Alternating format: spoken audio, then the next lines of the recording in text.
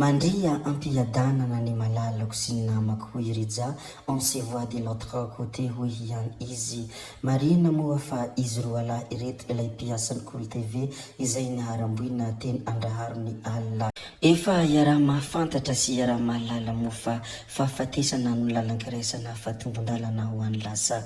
Tsy misy azo atao afa-tsy ny mankahery koa dia mirary fiononana feno. Tompoko vavy sy tompoko lahy, mialohan'ny hidirantsika amin'ny resaka izay ataontsika moa dia abonné vetivety ny chaîne antsika ary aza adino ny manao j'aime ny vidéo, indrindra aza adinoana ihany koa ny mametraka ny komantera. Ndeha aloha hidirantsika vetivety izany fanaovana abonnement izany, mialohan'ny hirisoantsika amin'ny resaka izay fanaovantsika ato anatin'ity vidéo ity. Ndao ary tompoko lahy, ndao ary tompoko vavy, abonné vetivety ary ny chaîne antsika.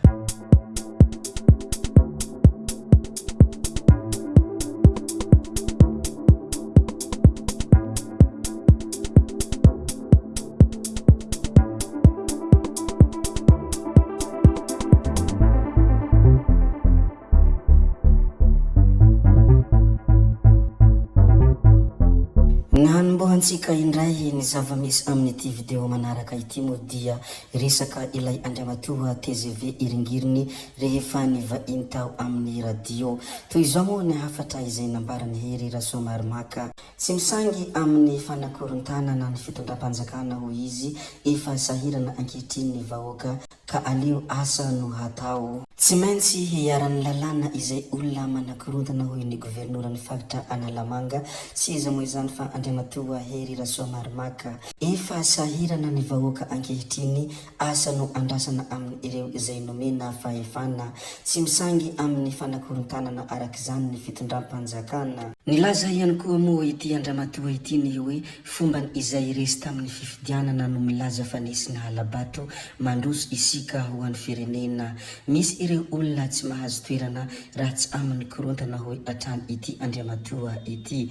Mbola tsy manao diktatira mpitondra ankehitriny, saingy kosa entitra izy ireo. Afaka maneho ny heviny avokoa arak'izany ny rehetra hoy atrany ity governoran'ny Analamanga ity raha namoaka ny heviny rehefa nivahiny tamin'ny izany radio izany ny androany. Rehefa avy niteny ny zavatra izay nolazainy Andriamatoa TGV Iringiriny iny moa isika, ndeha resika hiditra kely amin'ny fanaovan-kevitra izay nambarany sy teny Randriana Soligneko.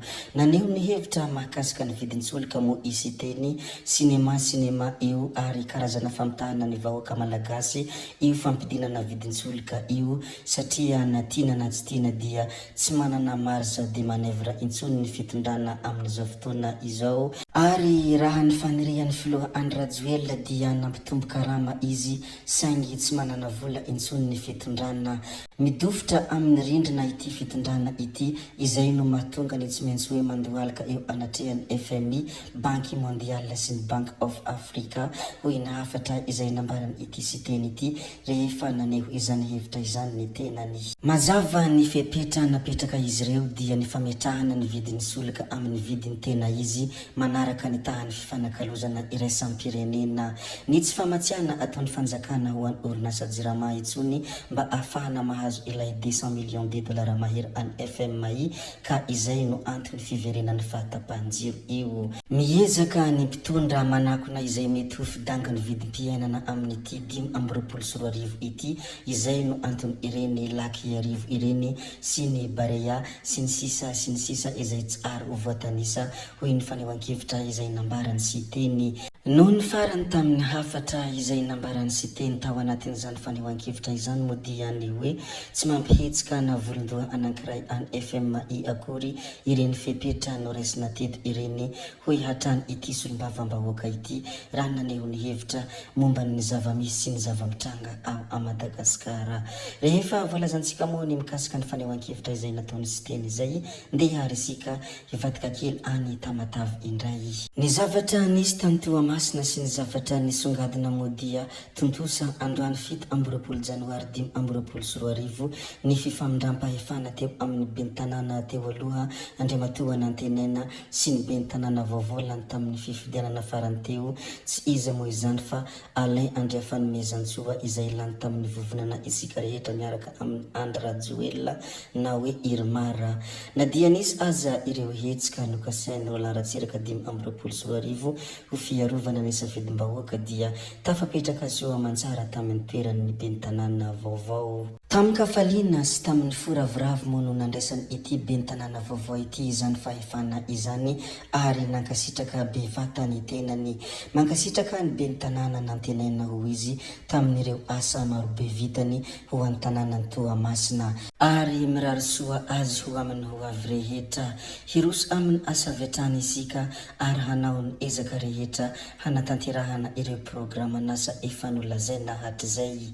Toky no omeko ny vahoaka ny Toamasina fa ity tanànantsika ity dia tsy maintsy mandroso hoy ity ben'ny tanàna vaovao ity rehefa namindrana izany fahefana izany ny androany. Be dia be moa ireo ny andry ary tsy vitsy koa ireo nangetaheta mafy ny valin-kafatra avy any amin'ny Roland Ratsiraka fa izy moa dia tsy hita naneo hevitra ary izy ihany koa dia tsy refeo fa izany ny zava-nisy any Toamasina.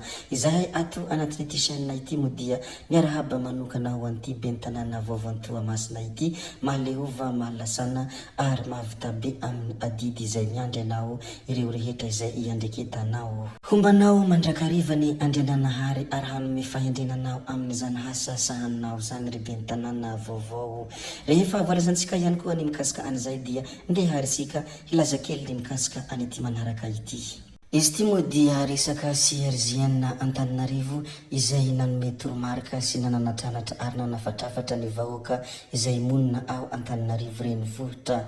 Tsy mifidy hisolokiana intsony ny olona ankehitriny hoy ny pejy CRJN Antananarivo. Tsy azo antoka ny mividy entana eny amin'ny sisiny manaova fanarahana ara-barotra ary anontany tsara raha misy garantina tsia ary takio ny Rosia ny vidianana azy.